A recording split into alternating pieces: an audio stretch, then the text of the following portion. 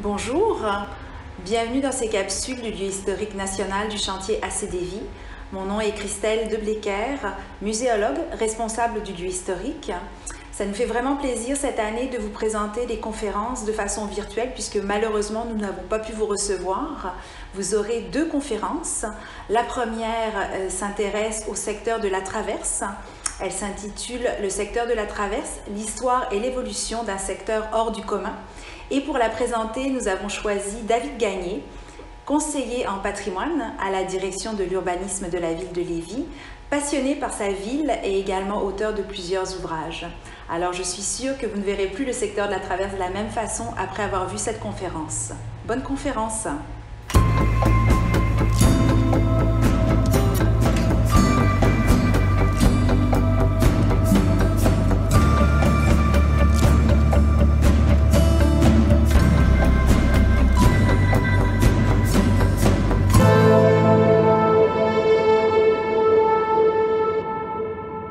Bonjour à tout le monde, mon nom est David Gagné, historien, conseiller en patrimoine à la ville de Lévis. Je suis ici présent au cœur du lieu historique du chantier AC-Dévy, qui est un témoin exceptionnel de toute l'histoire du secteur de la traverse. En fait, je suis dans un lieu qui existait déjà avant même la naissance de la ville de Lévis. Ce qui fait que le secteur de la traverse, bien, on se retrouve bien au-delà de la naissance de la ville. Et c'est un milieu tout à fait exceptionnel pour comprendre l'évolution qui touche l'ensemble du domaine urbain qu'est Lévis. Alors, aujourd'hui, on va faire une grande tournée dans le temps, dans l'histoire. On va se promener dans les tout débuts du secteur de la traverse. On va découvrir ce milieu exceptionnel et on va comprendre pourquoi ce milieu-là, il est unique, pourquoi il est lié à une destinée exceptionnelle. Et pourquoi aujourd'hui, bien, on est capable de s'amuser dans les jets d'eau du quai Paquette tout en évoquant l'histoire tout autour de soi. Alors, avant de commencer, lorsqu'on traite du secteur de la traverse, il faut comprendre que c'est un lieu défini. On ne dit pas le secteur de la traverse parce qu'il y a un traversier. C'était déjà un nom qui existait bien avant l'arrivée des traversiers de la Société des traversiers du Québec. En fait, quand on parle du secteur de la traverse, c'est un lieu qui est bien défini. Face à Québec, on se retrouve au pied des côtes Louis-Fréchette et de la côte Bégin, qui se trouve au nord. Donc, l'axe de la rue Saint-Laurent dans ce secteur-là emprunte un axe nord-sud plutôt que est-ouest tel qu'on serait habitué de penser, puisque la rue emprunte le long de la falaise. Alors, on se redresse franc nord dans ce secteur-là. Quand on est dans le secteur de la traverse, on est dans un milieu qui a été gagné dans le fleuve. Tout au long des siècles, les activités ont toujours laissé un emprunt dans la berge. Alors, on se retrouve dans un milieu qui a été gagné dans le fleuve pratiquement à 95%. On est loin de la berge naturelle lorsqu'on est dans le secteur de la traverse. On est également dans un secteur de grande convergence. La convergence d'êtres humains, la convergence de culture, convergence d'activités économiques, mais aussi convergence d'éléments qui sont étroitement liés à l'évolution du secteur de la traverse, que sont les moyens de transport. Alors, convergence des voies de navigation, convergence des voies ferrées, des routes, des tramways, des voies d'autobus. Alors, on est vraiment dans un milieu qui a évolué selon l'application des moyens de transport. C'est un milieu qui est un lieu identitaire, c'est-à-dire que ces activités ont eu une empreinte majeure dans l'évolution de la ville, dans l'évolution de la région, mais aussi dans l'évolution du pays. C'est un lieu d'importance nationale, le secteur de la traverse, et non pas d'importance locale. On déborde largement les frontières de la ville de Lévis avec tout ce qui s'est passé ici. Et lorsqu'on évoque le secteur de la traverse, eh bien, nécessairement, on retrace l'évolution de la ville. Donc, on est à l'origine de la ville de Lévis, dans le milieu où je me trouve présentement. Et avant même de faire l'histoire ou de partir dans notre périple, il faut comprendre comment on comprend notre passé. Nous, les historiens, on est habitués de travailler avec les documents, avec les personnes qui l'ont vécu, à travers des enquêtes ethnologiques, à travers des articles de journaux. Mais on découvre le passé aussi d'une manière beaucoup plus tangible, c'est-à-dire avec l'archéologie. Dans le secteur de la Traverse, au cours des 5 dernières années, il y a eu énormément de fouilles archéologiques qui ont accompagné les grands travaux de réaménagement du secteur. Ce qui nous a permis de découvrir ou de redécouvrir ce milieu-là qu'on connaissait plus ou moins, même si on l'a documenté passablement avec les journaux et les articles divers. L'archéologie a amené une connaissance nouvelle, un regard, et nous a obligés également à revoir notre histoire, des éléments qu'on va voir certainement tout au cours de la présentation. Alors, prenez place, on décolle, on retourne très très loin dans l'histoire. Avant de débuter notre histoire, eh bien, on va placer notre décor.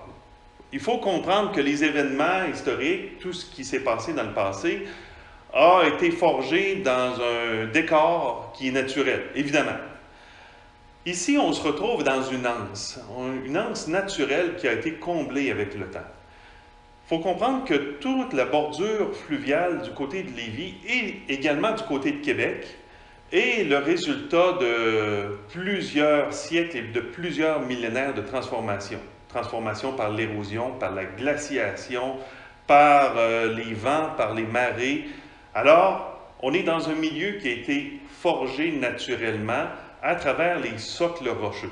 Ici, Lévis, là, on est dans un milieu qui, retournons plusieurs millions d'années, s'est forgé avec le dépôt de plusieurs millions de dépôts glaciaires, de dépôts minéraux, de dépôts organiques, ce qui fait que notre sol s'est formé à travers les millions d'années. Et on s'est retrouvé avec une succession de lits minéraux qui sont soit très friables, soit très solides. Nous, à Lévis, on a des milieux qui sont très solides, qui sont formés plutôt de grès. Mais on a des milieux friables qui sont formés de shale. Le shale, c'est la petite pierre qu'on retrouve sur le bord du fleuve qu'on est capable de casser dans nos mains. C'est couleur d'une tache de vin. On retrouve du shale partout dans les falaises. Étant donné que le shale est friable, bien, c'est les premiers endroits qui ont été forés avec les marées, avec les vents, avec l'érosion. Ce qui fait que les millénaires, les glaciations nous ont laissé une berge qui est ponctuée de tout un chapelet de petites anses. On appelle même notre piste cyclable juste à côté ici le parcours des anses parce qu'on fait le lien à travers toutes ces anses. Le secteur de la Traverse était une anse naturelle qui était bornée de 2 bancs de grès. Donc, on pourrait dire que le premier banc se retrouve un petit peu plus au sud, à peu près où se trouve la terrasse du Chevalier Lévis, et un autre banc de grès qui se trouve plus au nord, où est situé le radar du port de Québec. On le voit bien pointé là, au bout du cap. Donc, on est dans une anse qui a été forgée, lessivée au rythme des marées, et c'était un milieu qui était très propice aux espèces d'estrants, c'est-à-dire les espèces de poissons qui habitent les milieux qui sont lessivés à chaque jour par les marées. C'est ce qu'on appelle un estran. Donc, dans les espèces qui sont les plus populeuses ici avant l'arrivée de la colonisation, bien, on était dans un milieu qui était très riche pour l'anguille. L'anguille venait ici habiter l'estran jusqu'à la hauteur de Donnacona et même un petit peu plus en amont. Donc, on est dans un secteur qui était extrêmement riche au niveau des espèces poissonnières, notamment l'anguille, et on est fort convaincu que les Amérindiens exploitaient et pêchent à l'anguille ici avant même l'arrivée des premiers habitants. Ce qui fait que on est capable de présumer avec pratiquement certitude, même si on n'a retrouvé aucun site d'occupation amérindienne dans le secteur de la Traverse, on est à peu près certain que les populations, avant l'arrivée de la colonisation, c'est ce qu'on appelle les occupations préhistoriques. Alors, ces gens-là ont probablement exploité les pêches dans le secteur de la Traverse, dans le milieu.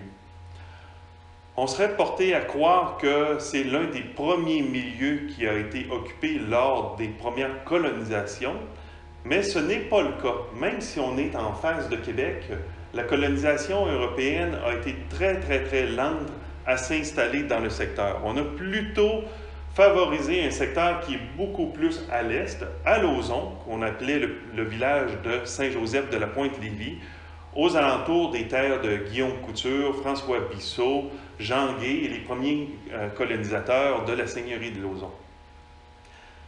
Dans le secteur de la Traverse, l'archéologie nous a révélé une surprise dans les années 2015 et 2016. On serait porté à croire que les premiers occupants européens ici étaient certainement français, se sont installés à la suite de la naissance de la ville de Québec et des premières colonisations suivant l'arrivée de Guillaume Couture. En 2015, les archéologues d'Hydro-Québec ont découvert quelque chose de tout à fait surprenant lors du creusage d'une tranchée pour brancher une résidence sur le réseau d'Hydro-Québec. Alors, ici, sur la rue Saint-Laurent, il y a eu de grands travaux pour l'enfouissement des réseaux de fils électriques. Alors, c'est pourquoi on ne voit plus de poteaux hydroélectriques apparents dans le secteur de la Traverse. Tous les réseaux sont souterrains. Lors du creusage d'une tranchée, les archéologues sont tombés sur des ossements. Des ossements humains, puisqu'ils étaient en position anatomique, c'est-à-dire qu'on voyait clairement qu'il y avait un genou, le bas d'une jambe et les pieds d'un être humain. Ces ossements-là ont été recueillis de manière très minutieuse et ils ont été analysés en laboratoire par plusieurs firmes. Le premier laboratoire a réellement confirmé que c'était des ossements humains. Alors, le deuxième laboratoire a fait une datation au carbone 14 pour connaître l'âge de ces ossements-là, puisque les premières estimations pointaient plutôt vers le 19e siècle, puisqu'il y a eu plusieurs décès dans le secteur. Mais grande surprise, on se retrouve avec des ossements qui sont beaucoup plus âgés que l'arrivée des premiers colons français sur le territoire de la ville de Lévis. Alors, la première hypothèse serait de présumer qu'il s'agirait d'ossements amérindiens. Mais une autre analyse en laboratoire pour l'analyse en génétique a pointé une origine qui est plutôt européenne. Donc, ce ne sont pas des ossements nord-américains. Et en poussant davantage les études génétiques, on s'est rendu compte que ces ossements-là étaient peut-être celles d'un pêcheur basque. On sait que les Basques visitaient le fleuve à peu près au même moment où Samuel de Champlain a fondé son habitation du côté de Québec, et même au-delà. Alors, les Basques, on aurait toujours pensé qu'ils étaient dans le secteur du Bas-Saint-Laurent. On a l'île aux Basques, qui est un toponyme qui témoigne de cette occupation-là. On n'aurait jamais présumé qu'ils auraient remonté si haut sur le fleuve. Alors, la découverte des ossements sur la rue Saint-Laurent, dans le secteur de la Traverse, amènerait une nouvelle vision de l'histoire qui nous permettrait d'affirmer que les premiers occupants ici, européens, ne seraient pas français, mais seraient plutôt des Basques. Est-ce que ce personnage-là qui est décédé était un pêcheur qui était malade, quelqu'un qui était âgé? Chose certaine, on sait qu'il est décédé. On peut s'entendre sur ça, qu'il a été enterré ici. Alors, on est en présence de l'une des plus anciennes sépultures européennes en territoire de la vallée du Saint-Laurent. Alors, c'est vraiment quelque chose de tout à fait étonnant qu'on a retrouvé dans le secteur de la Traverse. Alors, ce qui rajoute à la charge historique du secteur qui nous entoure. On est dans un milieu qui est étroitement lié à une activité bien particulière qui est le canotage. Évidemment, Lévis se trouve face à Québec. Québec, depuis sa fondation, c'est une capitale, c'est un lieu de pouvoir, c'est là que se retrouvent les pouvoirs politiques, et économiques, militaires. Toute personne qui a à rencontrer un personnage d'importance doit se rendre à Québec. Alors, le peuplement ici du côté sud du Saint-Laurent a pris du temps à s'amorcer. il y a eu certains habitants qui sont arrivés. On a souvent mentionné le cas de Guillaume Couture, qui serait le premier colon ici sur le territoire de Lévis, mais il a été précédé quelques mois ou quelques temps auparavant par les pères jésuites. Les jésuites étaient des religieux qui avaient pour mission d'évangéliser, évangéliser chez les Premières Nations, chez les Amérindiens, ici dans la vallée du Saint-Laurent. Les jésuites avaient construit une petite cabane dans le secteur ici, qui se trouve un petit peu plus au nord du chantier AC Lévis. Cette cabane-là se retrouvait aujourd'hui sous l'emprise de la piste cyclable du parcours des Anses. On appelle cette cabane la cabane des pères. Pourquoi? Parce que c'était le pied à terre des Jésuites lorsqu'ils traversaient le fleuve. Il fallait nécessairement qu'ils amarrent leur barque ou leur canot quelque part, donc ils devaient amarrer leur canot. On se met à l'abri à la cabane et par la suite, on va évangéliser. Et au retour, bien, on se met probablement à l'abri avant de traverser le fleuve. Il faut comprendre qu'on ne traverse pas le fleuve en canot à tous les moments de la journée. Le fleuve est soumis ici à de très fortes marées, alors il est important de traverser au bon moment si on ne veut pas commencer à traverser du côté de Lévis et se retrouver à l'île d'Orléans ou inversement à marée montante du côté de Cap-Rouge. On est très loin de notre profil. Il faut traverser le fleuve à un moment qu'on appelle l'étale. L'étale, c'est la période qui se trouve entre deux marées, entre la marée haute et la marée basse, ou la marée basse et la marée haute. Donc, c'est une période d'environ 1 heure où le fleuve est stationnaire entre Lévis et Québec, et c'est le moment propice pour pouvoir traverser en canot. Ce qui veut dire que lorsqu'on arrive sur le bord du fleuve, il y a un moment d'attente nécessaire qui est obligatoire. Alors, les premiers canotiers ou les premiers hommes qui ont traversé le fleuve devaient nécessairement se mettre à l'abri lorsqu'il y avait une journée de pluie, une journée de vent ou une journée de mauvais temps. Alors, c'est évidemment à la cabane des pères qu'on se mettait à l'abri en attendant la traversée. La cabane des pères a servi d'abri pour les canotiers, mais également pour les passagers. C'est devenu le premier terminus ou le premier lieu de rassemblement pour quiconque voulait traverser le fleuve. Et à cette époque-là, les canotiers ne portaient pas le nom de canotier. On utilisait le terme de passeur. Les passeurs, c'était des gens qui assuraient le passage entre Lévis et Québec. Donc, les passeurs, les canotiers, prenaient les passagers et on passait du côté de Québec. Pour partir du haut de la falaise et descendre jusqu'à la cabane, on utilisait un petit sentier bien étroit qui traversait à travers les arbres. Ce sentier descendait jusqu'au passage, le passage étant le lieu où se trouvaient les cabanes de passeurs. Ce petit sentier a été élargi pour permettre le passage probablement d'un cheval, plus tard une voiture. Alors, le sentier du passage est devenu une côte, qui est devenue la côte du passage. Alors, la côte du passage qui mène jusqu'au secteur de la Traverse, du haut de Lévis jusqu'en bas, eh bien, c'est probablement l'une des premières rues ou l'une des premières voies à avoir été tracée ici dans le secteur qui nous entoure. Alors, on se retrouve avec un milieu qui porte le nom du passage. Et petit à petit, avec l'apparition de nouvelles cabanes de passeurs, on va avoir apparaître un petit hameau. Un petit hameau qui est composé de petites cabanes où on se met à l'abri en attendant de traverser du côté de Québec. Alors, si on traverse du côté de Québec, il y a un autre nom qui apparaît petit à petit avec le temps, celui de la traverse.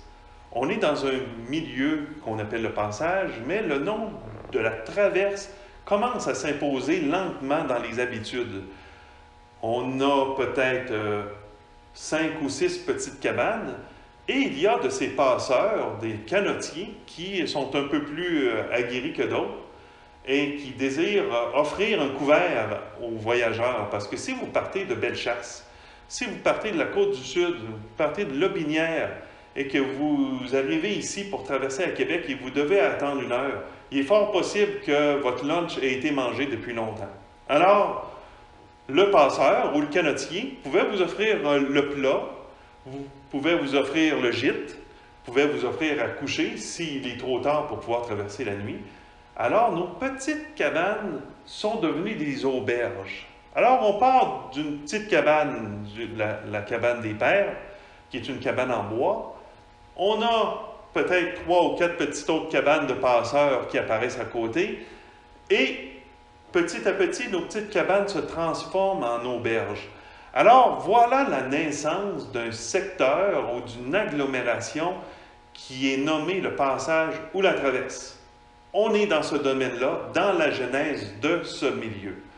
Plus tard, l'ensemble des transports vont évoluer et notre secteur va se développer de manière spectaculaire. Au fur et à mesure que l'histoire avance, on se retrouve à peu près au milieu du régime français, la population de la région de Québec et celle de la Seigneurie de Lauzon, où on se trouve, augmente. Les villages se fondent, les paroisses se fondent dans Lotbinière, dans Bellechasse, dans la Beauce. Alors, tous ces gens-là doivent passer nécessairement vers Québec et tout ça contribue à la croissance du secteur de la traverse. Plus il y a de demandes pour pouvoir traverser le fleuve, plus il y a une augmentation du nombre de canotiers. Alors, les canotiers de Lévis deviennent l'un des métiers les plus pratiqués ici dans la région. C'est probablement l'un des plus anciens métiers après celui de pêcheur et d'agriculteur. Les canotiers de Lévis, c'est vraiment un groupe de personnes de caractère bien trempé. Pourquoi? Parce que traverser le fleuve dans toutes ces conditions, dans toutes conditions météorologiques, hiver comme été, glace tout comme canicule, on doit être fait d'une manière très robuste et on doit être de très fort caractère. Ce qui fait que le nombre de cabanes et d'auberges augmente ici dans le secteur. Le petit village ou le petit hameau de la traverse augmente, et les constructions deviennent de plus grande importance. Nos auberges deviennent des éléments organisés et il y a des gens qui viennent s'installer et qui établissent des résidences et des auberges de grande capacité. C'est le cas d'Augustin Labadie. Augustin Labadie est un personnage bien particulier parce que c'est un canotier, mais il savait également lire et écrire. Il a tenu un journal fort intéressant où il note quotidiennement les mouvements des marées, les événements météorologiques, mais tous les autres événements historiques l'importent peu. Alors, il y a très peu de détails sur ce qui se passe dans l'évolution du secteur.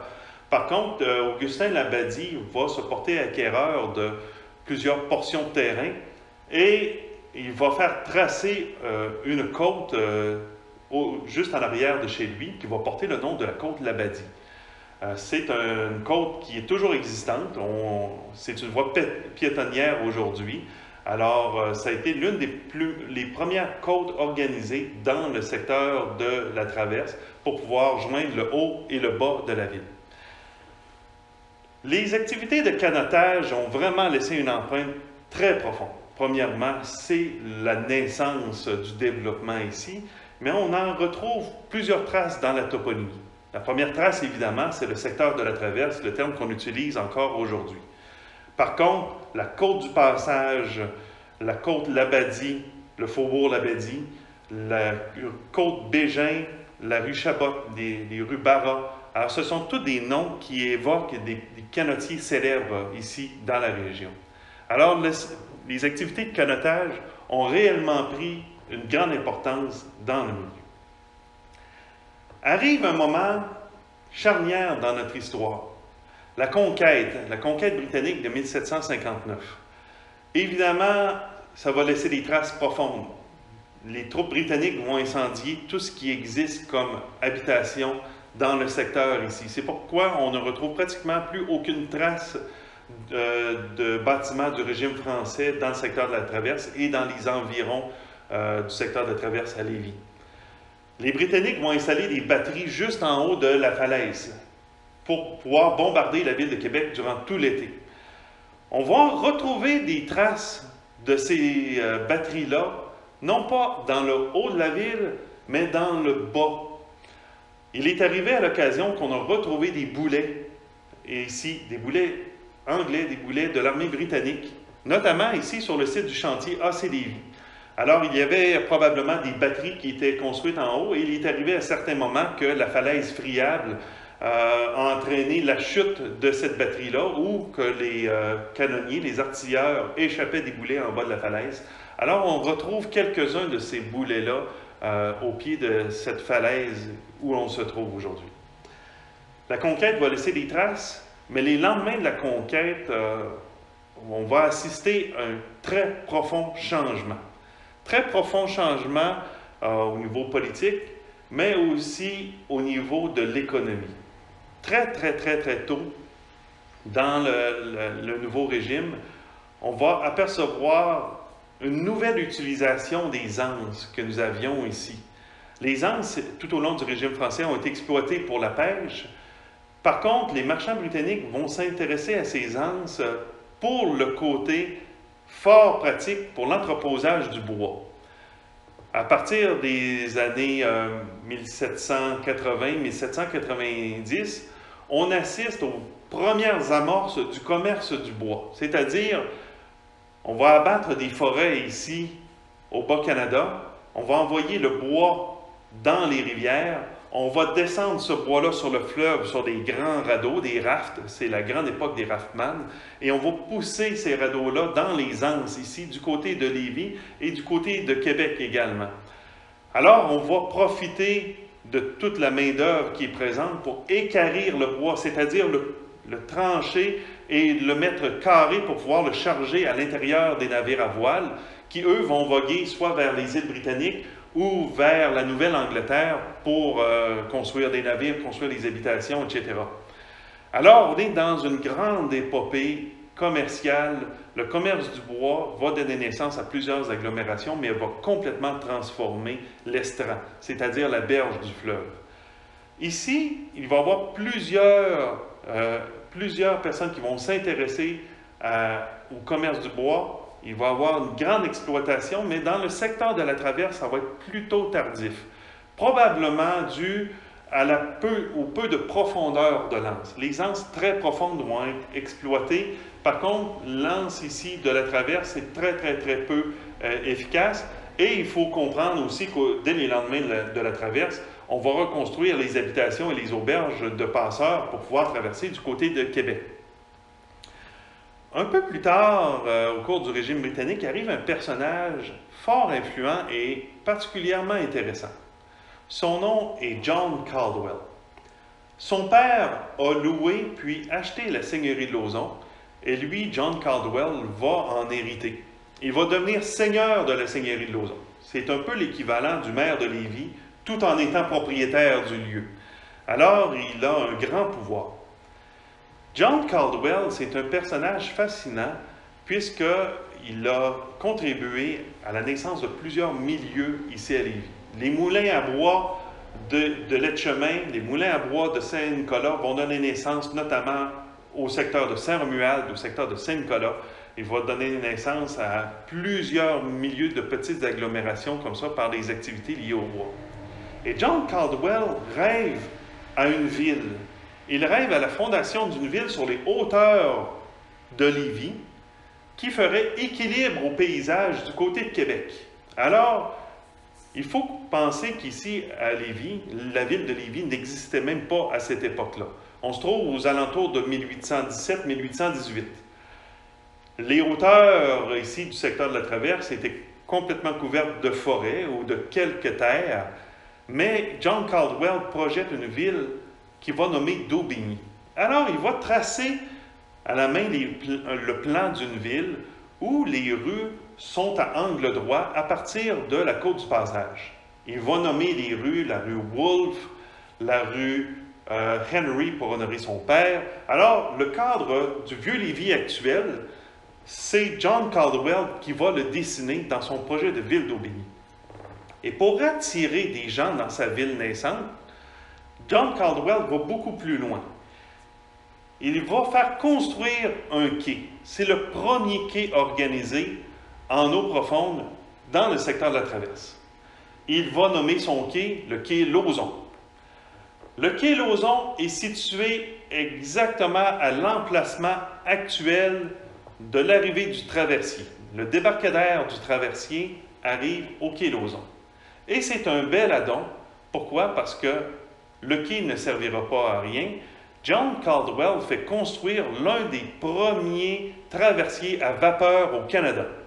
En 1817, il est lancé, le traversier, le Lauzon, mais dès son lancement, le navire va s'échouer sur un banc de sable.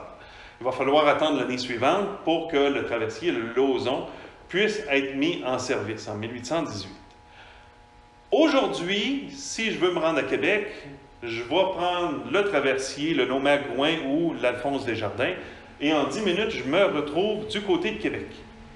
En 1818, si je voulais me rendre à Québec, je me rendais au quai Lauzon, j'embarquais sur le Lauzon, le traversier Lauzon, et en 10 minutes, je me retrouvais à Québec, même si c'était une technologie à vapeur. Alors imaginez, 10 minutes pour traverser le fleuve, le Lauzon fonctionne dans tous les temps du fleuve, marée haute comme marée basse, marée montante comme marée baissante. Alors l'arrivée de ce traversier va tuer l'industrie du canotage. Les canotiers appelaient le traversier cette chienne d'invention anglaise.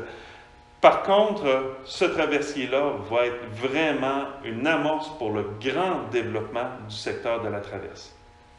John Caldwell va encore plus loin. Pour attirer des gens sur son traversier et sur son quai, il va faire construire un hôtel de grand prestige, l'hôtel Lauzon. Alors, on comprend qu'on est vraiment dans une mouvance très lauzonnaise ici. Donc, l'hôtel Lauzon est l'un des hôtels les plus prestigieux de la région de Québec. C'est devenu une habitude chez les gens de Québec de partir en excursion du côté de la Traverse, de découvrir la ville d'Aubigny, qui était tout à fait naissante à ce moment-là. Et c'est à cette époque que vont apparaître les premiers chantiers de réparation de navires. Il faut dire qu'on construit énormément de navires du côté de Québec. La construction de navires bat son plein. Par contre, il y a un personnage qui est beaucoup plus visionnaire ou imaginatif que les autres constructeurs, et c'est Allison Davy. Le capitaine Allison Davy arrive à Québec et il veut faire réparer son navire. Il ne trouve pas de chantier disponible. C'est très long. Il doit passer un hiver complet ici. Alors, c'est ce qui lui donne l'idée de fonder un chantier exclusivement de réparation. En cherchant un espace, ses yeux se tournent du côté sud de Québec, dans le secteur de la Traverse. Alors, le capitaine Allison Davy et son beau-père vont fonder l'un des premiers chantiers maritimes ici du côté sud de Québec, le chantier Davy, le lieu où je me retrouve présentement. C'est l'amorce d'un premier développement industriel de grande importance. Le chantier Davy va être le premier jalon de ce développement industriel. Tout va bien pour John Caldwell jusqu'à temps qu'on découvre que les achats liés pour l'acquisition des terres pour la ville d'Aubigny, pour la construction du navire, pour la construction de l'hôtel, bien John Caldwell, étant député, il a pigé à même les fonds publics pour pouvoir payer ses dépenses personnelles. Vous comprendrez que c'est tout un scandale. Alors, John Caldwell est entraîné dans une chute personnelle qui va mener à sa perte. Par contre, il faut lui donner tout l'honneur d'avoir fondé les bases du développement à la fois du secteur de la Traverse ainsi que de la ville qui va devenir la ville de Lévis. On voit apparaître à cette époque-là une ville naissante. La population augmente, les activités industrielles augmentent, la construction navale, le commerce du bois, l'arrivée des premiers cultivateurs, la ville se développe. Les voyageurs augmentent également. La présence du quai Lauzon facilite les déplacements entre Québec et Lévis, ce qui fait que le quai Lauzon va devenir le point de convergence de toutes les routes qui arrivent de la Beauce, de Bellechasse, etc. Les grandes routes viennent vers la Pointe-Lévis, ou le quai Lauzon, ou la traverse, pour traverser Québec. Alors, autour de l'hôtel Lauzon, va se construire de nouveaux hôtels ou de nouveaux lieux d'hébergement pour pouvoir accueillir tous ces voyageurs qui arrivent d'un peu partout dans la région. Après avoir mis en service le traversier Lauzon, alors on va mettre en service d'autres petits traversiers. Chacun pense avoir la solution miracle, alors on fait construire des navires pour pouvoir traverser le fleuve à tout moment de la journée. Alors on voit apparaître à côté du quai Lauzon le quai Couture, le quai Barra, le quai Chabot, le quai Beaulieu. Alors tous ces petits quais qui assurent la liaison vers Québec dans toute une série de compétitions saines et malsaines à travers les utilisateurs. Tous ces éléments-là vont permettre à une croissance assez spectaculaire parce qu'on crée l'activité, on crée l'arrivée de nouveaux voyageurs, on crée une nouvelle convergence, ce qui fait qu'on assiste à une construction accélérée de quais pour pouvoir accueillir les nouveaux traversiers.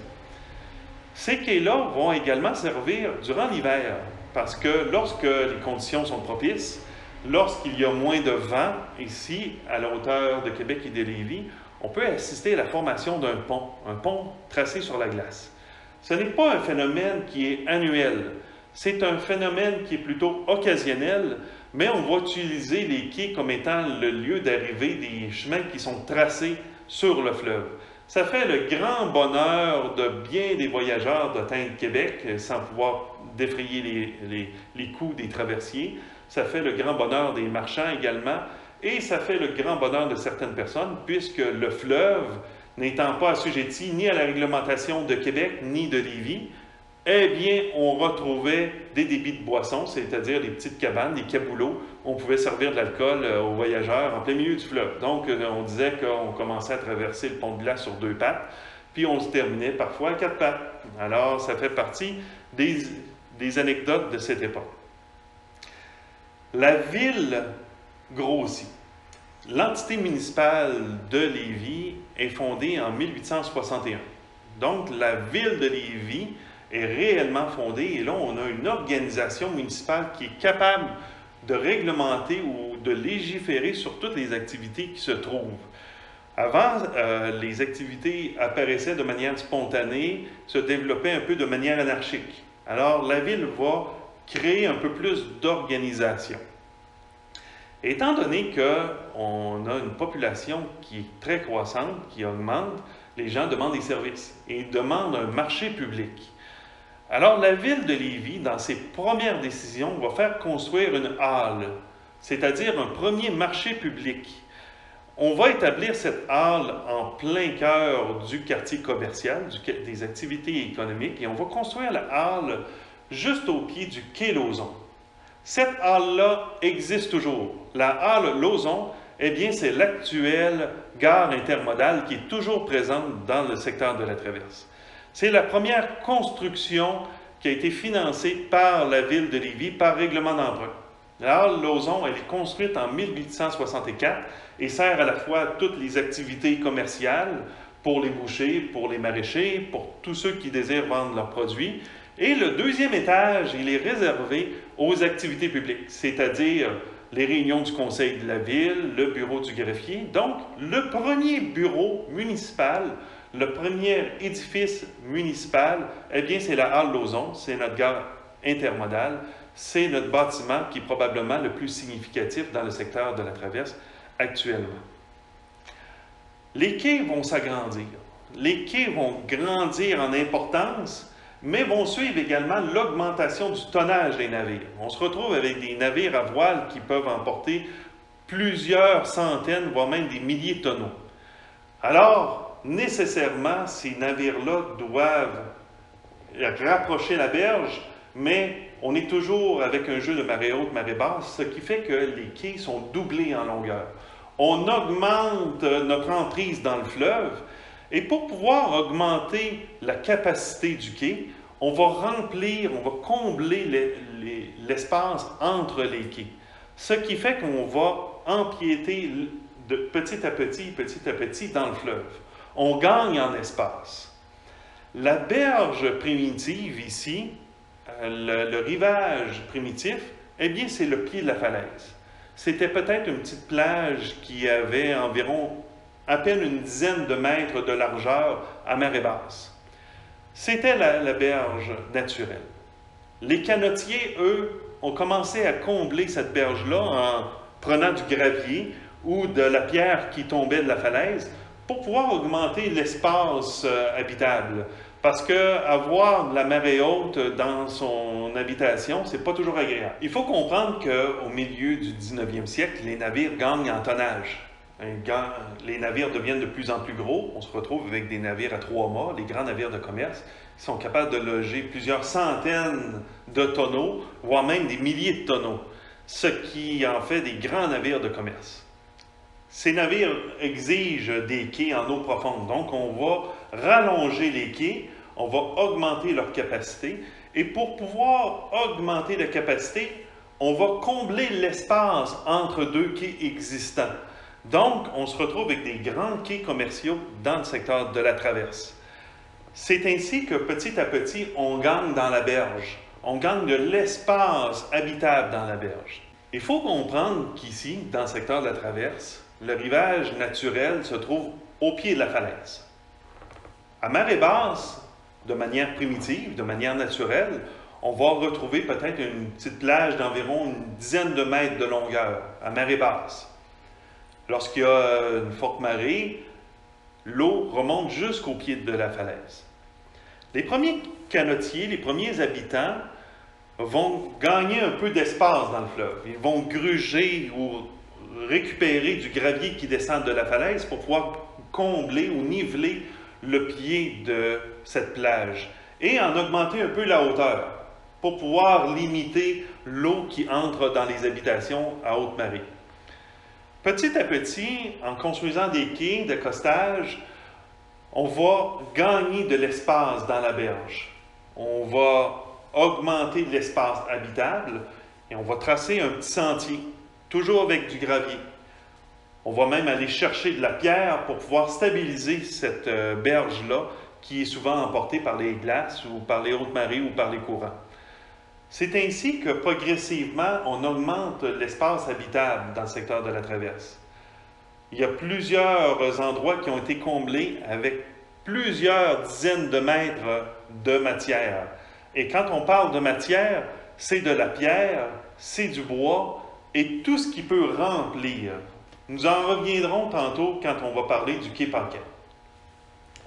Progressivement, le secteur de la traverse est gagné dans le fleuve, l'espace augmente, et au milieu du 19e siècle, après la construction de la halle Lauzon, le secteur devient d'une importance capitale. On est avec des navires qui voyagent des îles britanniques. Les navires arrivent de Liverpool, de Londres, de Bristol, de Southampton, des grands ports britanniques, de Boston, de New York. Alors, tous ces navires arrivent du côté de Québec et de Lévis, ce qui fait qu'on se retrouve dans un espace portuaire d'importance internationale. Avec l'arrivée de ces navires, avec l'augmentation du commerce, on va voir également une augmentation des activités industrielles. On va voir naître et apparaître les premières fonderies. On va voir augmenter la capacité des chantiers maritimes. Et on va voir également une augmentation des activités de transbordement de matériel. Ce qui fait que le secteur ici devient réellement un grand port d'importance nationale. Arrive un épisode qui est marquant dans l'évolution du secteur. À Lévis, le train arrive en 1854.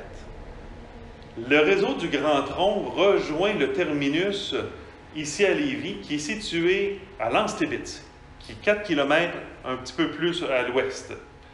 À Lens-Tébitz, les activités augmentent, et si bien que le secteur déborde.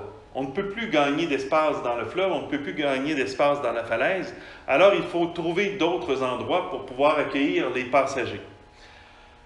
Si bien qu'à partir de 1883-1884, on va rallonger la ligne du Grand Tronc avec celle de l'Intercolonial jusqu'ici au secteur de la Traverse. On rallonge le réseau jusqu'ici. La compagnie de l'Intercolonial va se porter acquéreur de la Halle Lauzon et va la transformer en gare. Alors, c'est à ce moment-là que la Halle cesse ses activités commerciales et entre dans une longue histoire d'activités ferroviaires.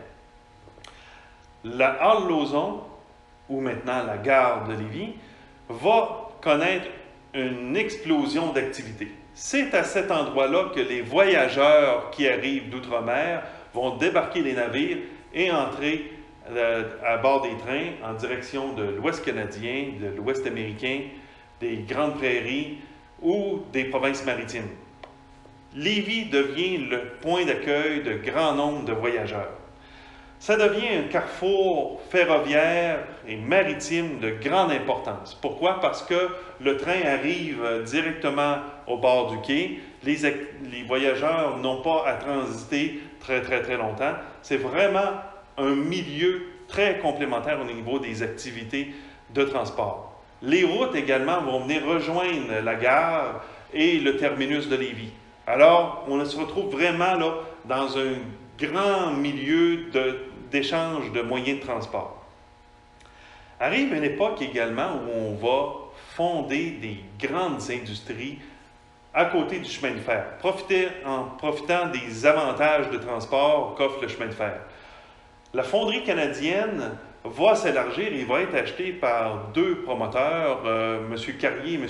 Lainé, qui vont s'associer pour fonder une fonderie du nom de Carrier-Lainé. Cette fonderie va devenir l'une des plus importantes au Canada à cette époque. C'est à cet endroit-là qu'on va construire des bouilloires pour les navires à vapeur. On va construire des rails, on va construire des locomotives, on va construire un grand nombre d'éléments de chaufferie pour les édifices. On va construire à la fonderie Carrier-Lainé les étuves pour stériliser les bagages des nouveaux arrivants à la Grosse-Île. Alors, il y a ici un grand nombre d'éléments qui vont être fabriqués et la fonderie engage plusieurs centaines d'hommes. Alors, on est dans un milieu industriel, commercial, une très grande activité qui bouillonne jour et nuit. Voisinant ces industries et les petits commerces, on va voir apparaître des hôtels, on va voir apparaître des banques, on va voir apparaître des petits commerces. Donc, on se retrouve dans le cœur du quartier commercial de la ville de Lévis. C'est ici que se trouve la grande majorité des activités commerciales. Il y a tellement de voyageurs que la compagnie de l'Intercolonial se voit obligée de construire une toute nouvelle gare puisque la gare actuelle déborde. On va construire une toute nouvelle gare en bois qui évoque les grands créneaux et les grandes fortifications de la ville de Québec. C'est un plan tout à fait spectaculaire qu'on met en place. La gare, elle est construite et ouverte en 1902 et offre aux voyageurs un accueil tout à fait spectaculaire ici du côté de Lévis. Cette gare-là, elle est visible d'un peu partout sur le fleuve et attire les regards.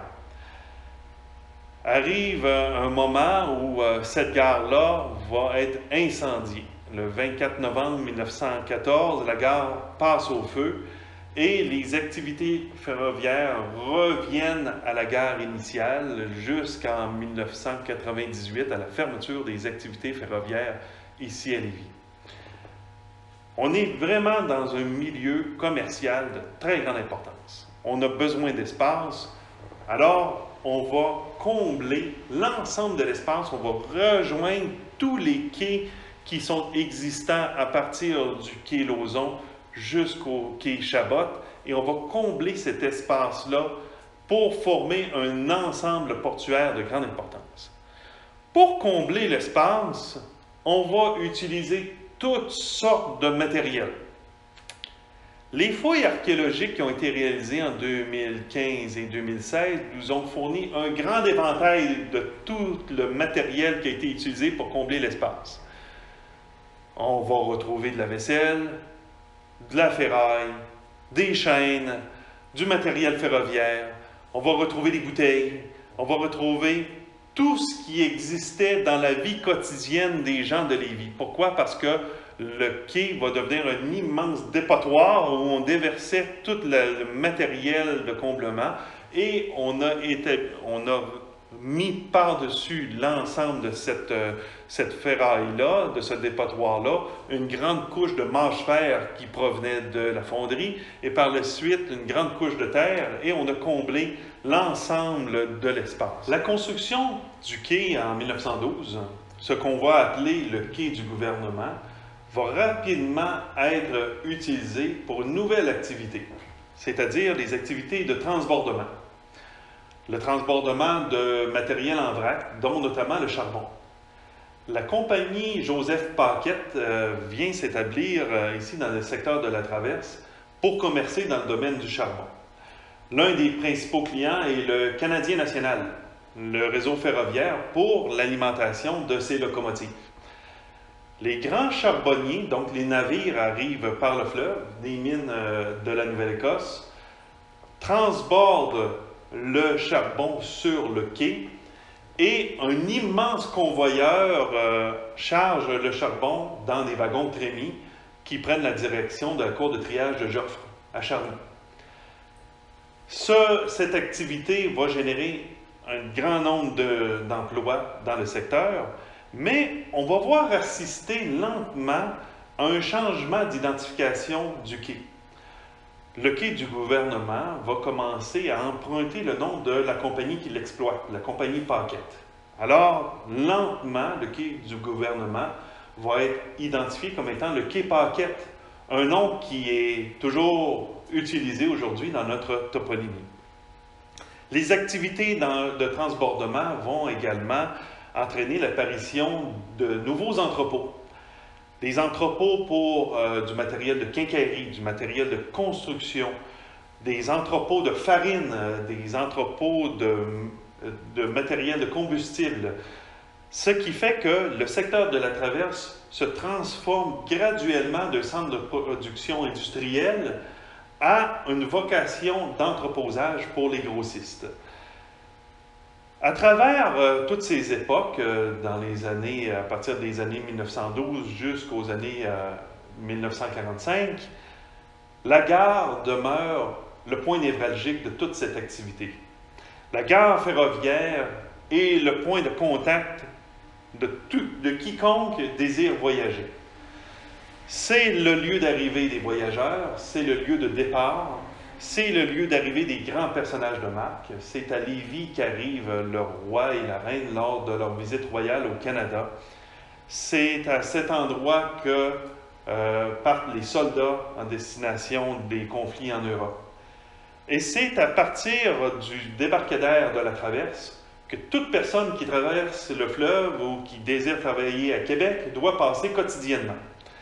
Alors, l'augmentation du taux d'emploi du côté de Québec, l'augmentation de voyageurs crée une grande congestion ici dans le secteur. Le succès du secteur de la Traverse est évidemment lié à ces activités, mais c'est ce qui va nuire également à son déclin. Pourquoi? Parce que tous les chemins mènent à la Traverse, toutes les voies ferroviaires mènent à la Traverse, les réseaux d'autobus arrivent ici, les tramways arrivent à la Traverse, ce qui fait que c'est un point de convergence exceptionnel, mais ça devient rapidement un lieu de congestion majeure. À la fin des années 40, début des années 1950, il n'y a pas de voie routière efficace pour pouvoir traverser du côté de Québec. Il y a évidemment une voie sur le pont de Québec, mais elle est très peu efficace. Alors, l'ensemble du trafic qui passe du côté de Québec doit nécessairement passer du côté de Lévis à la Traverse. Les journaux de l'époque, Le Soleil, La Tribune de Lévis, font quotidiennement les grands cas sur les problèmes de congestion dans le secteur.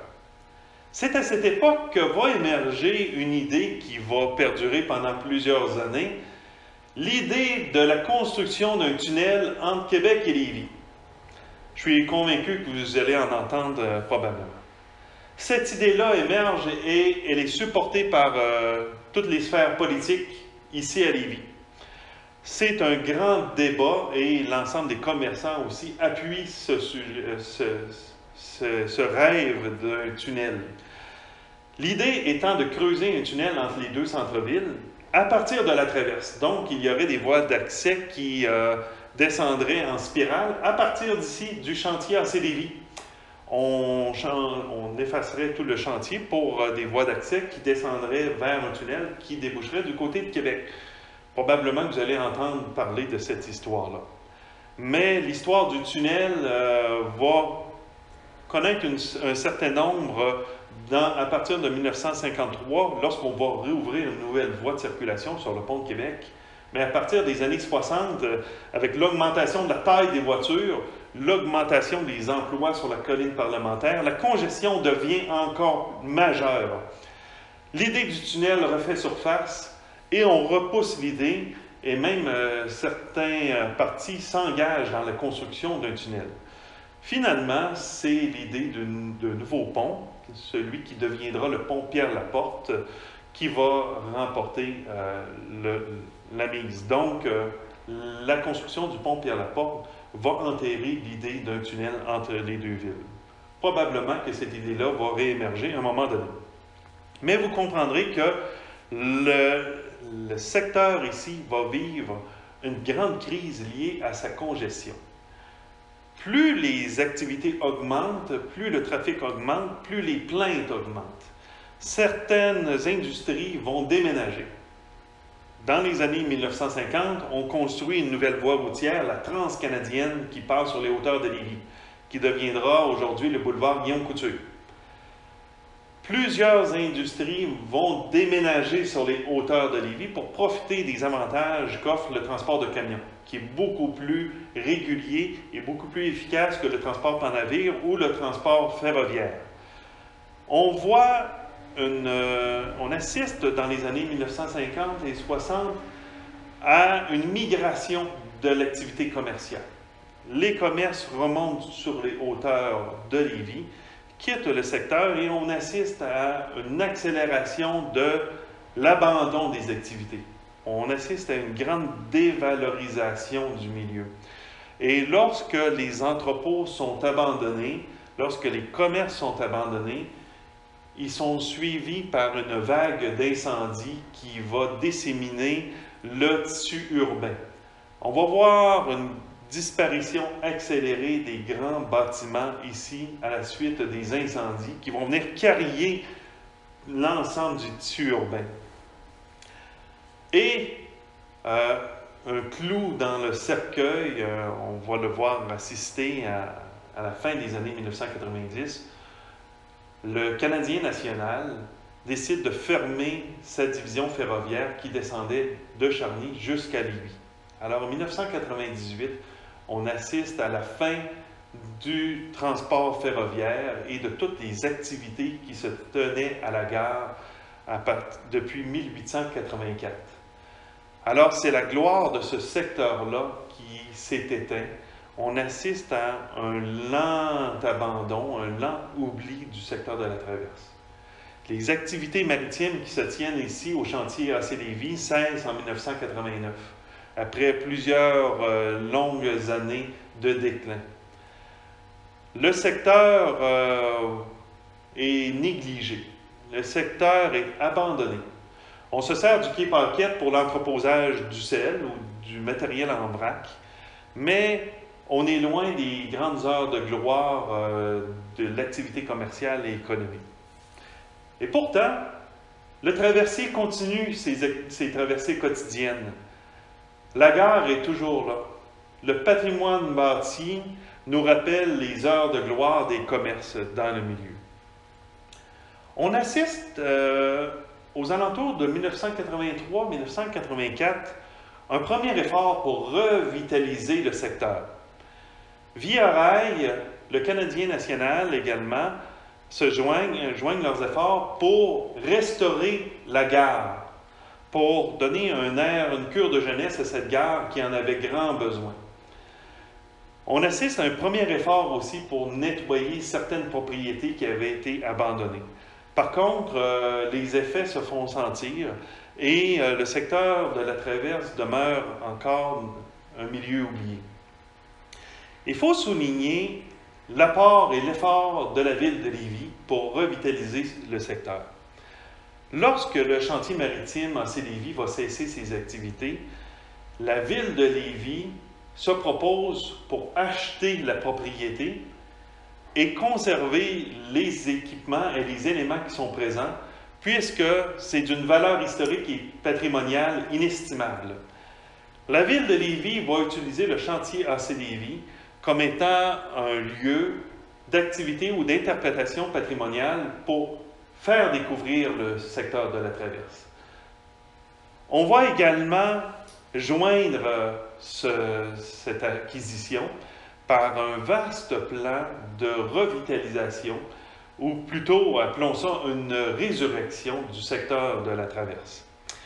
Il faut certainement souligner les efforts de la ville dans la revitalisation de la rue Saint-Laurent et également celle de la revitalisation du quai Paquette pour en recréer un grand parc public.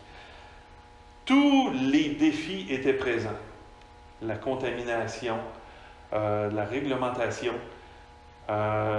s'assurer que tout soit réalisé à l'intérieur du cadre budgétaire prescrit. Alors, il faut souligner le travail des urbanistes et de tous les gens qui ont contribué à la résurrection de ce milieu-là, puisque c'est un travail qui a été difficile, mais les résultats sont tout à fait spectaculaires. Lorsque vous vous promenez aujourd'hui au quai Paquette, la grande fontaine qui anime les gens emprunte exactement la même emprise que le convoyeur à charbon de la compagnie Paquette. Lorsque vous vous promenez, vous allez voir des inscriptions sur les bancs qui évoquent le passé. Vous allez voir du mobilier urbain en métal qui évoque la présence de la fonderie Carrier-Lainay. Vous allez vous promener sur des trottoirs qui sont les anciens quais qui étaient présents à cette époque-là. Alors, aujourd'hui, le quai Paquette, c'est un grand livre d'histoire qui vous permet de redécouvrir tout ce passé assez exceptionnel qui était le secteur de la traverse. Le secteur de la traverse vit actuellement des belles heures de gloire. Il y a des gens qui s'amusent dans les fontaines, il y a des gens qui viennent marcher, des gens qui viennent se reposer, contempler Québec. C'est vraiment une grande résurrection et un grand plaisir de revoir cette activité. Se promener sur le quai Paquette, c'est revivre tous les moments de l'histoire du secteur de la traverse. Mais il y a également un autre moyen de redécouvrir cette histoire exceptionnelle, et c'est de venir au chantier AC Lévis, qui est un milieu tout à fait formidable pour comprendre l'évolution de ce secteur, comprendre les activités commerciales, comprendre les activités maritimes et de construction maritime qui ont contribué à la croissance et au développement du secteur de la traverse. Alors, mesdames, messieurs, c'était un aperçu historique de l'évolution de ce secteur qui est tout à fait spectaculaire, qui est le secteur de la traverse. Bonne visite au chantier AC Lévis, bonne visite au quai Paquette et longue vie au secteur de la traverse. Nous espérons que vous avez apprécié cette conférence de David Gagné. Nous vous convions la semaine prochaine à une conférence sur le monde des croisières qui sera présentée par Gilles Jebidon, journaliste passionné des affaires maritimes. Alors on vous dit à la semaine prochaine.